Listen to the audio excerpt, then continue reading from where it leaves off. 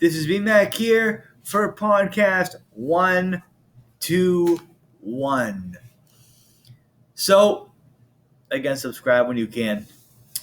So, today's going to be a couple things. To be a recap first, I felt like me and my opponent did good in our respective categories.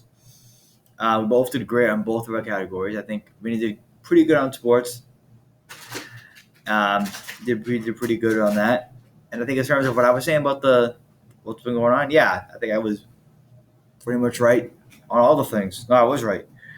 Um, I think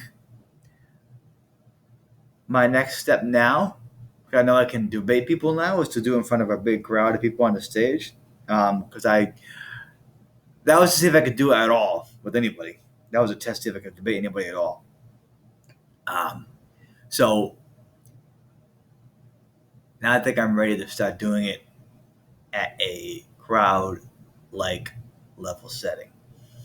Um, because I'm ready for that excitement to be back. I'm ready for that excitement to be generated. I want to see emotion come out. I want to see I want to hear that crowd uproar. So, anybody want to do it? Let me know. It'd be great if we could do it like at a night time or something like that. It'd be a lot of fun if we could do that on a stage. Again, I want to have like a podium stage where I could debate somebody, whether it's here or whatever. We'll figure it out. But please let me know if you guys want to debate. That would be a lot of fun because again, that was a kind of a trial run to see if I could debate anybody at all. Um, so I think I, prove that I can do it. So, but and also I think about this before, but I'm a big fan of audiobooks. Um, there, I never realized that some of the people that do audiobooks are also actors. I never knew that until actually I shouldn't say that. I started figuring that out a couple years back. Um, that that people that do it, like one of my favorite narrators of all time, that's done a bunch of books in the Star Wars series after Return of the Jedi. Was a guy named Chuck Benson. He's a um, he's a what do you call it? He's a actor slash voice actor for commercials, and he narrates books. He did a lot of the books in the '80s for Star Wars. He did the I think he did Jedi Order, Darth Maul, Shadowhunter, which is actually pre Phantom Menace actually, because it was when Qui Gon was around and young Obi-Wan was around, young Anakin was around as a little boy. Darth Maul, Shadowhunter. Uh, there was the Last Command. This is all in the Thrawn series, um, written by Timothy Spahn, um, who wrote a lot of the books. Um, yeah, he did a lot of the Star Wars books later on. No, Zahn. Sorry, Timothy Zahn.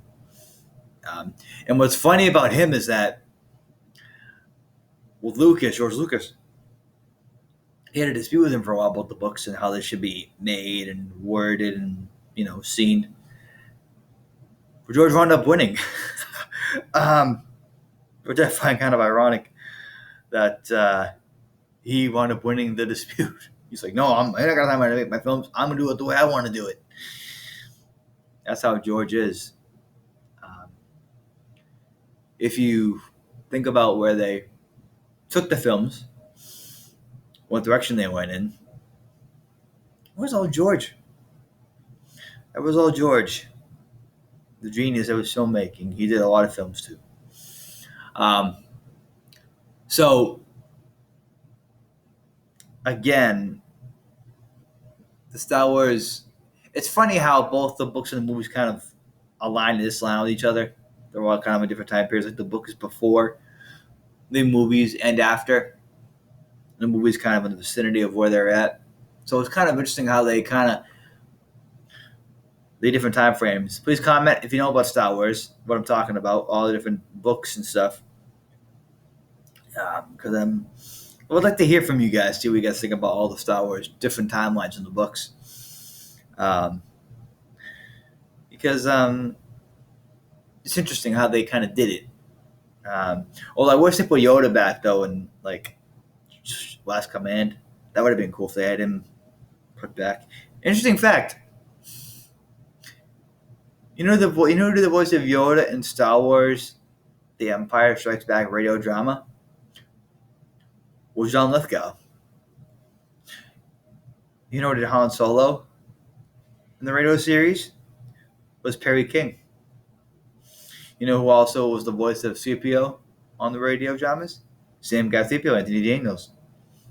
You know who was Luke Skywalker on those series? Mark Hamill, like the movies. So it's kind of cool how they voiced it. That sound the same, mostly all different. So it was really and it's cool because NPR kind of did it. It was funny because I read that for the Star Wars radio drama that they pitched it to Harrison Ford, but he couldn't do it because he was doing Indiana Jones, so he wasn't around to do it. So they had Perry King instead. Perry King has done a lot of things too, but yeah, Perry did a good job of Han. I think he made him more animated than Harrison Ford did. You know the scene when Leia says "I love you" and Han says "I know"? Well, I find that kind of funny. He's like, "I know, no, I love you too, but I know." That was pretty interesting. So, anyway, guys, thank you for tuning in. Good news for you guys for who I'm going to back out again. I'm getting my second shot on Memorial Day. I'll be getting the Pfizer vaccine at the CVS in Wakefield in the morning. And then once I'm done with that, once it's got my system, I'm going back out again. So I'll let you guys know when the gigs start up. That'll be starting very, very soon. Hopefully not too much longer. Get rid of these masks in the clubs. And but yeah, guys, thank you for tuning in. And get ready because I'm going to be doing some stuff. So thanks, guys. See you guys next week for podcast 122, 123. Thanks, guys.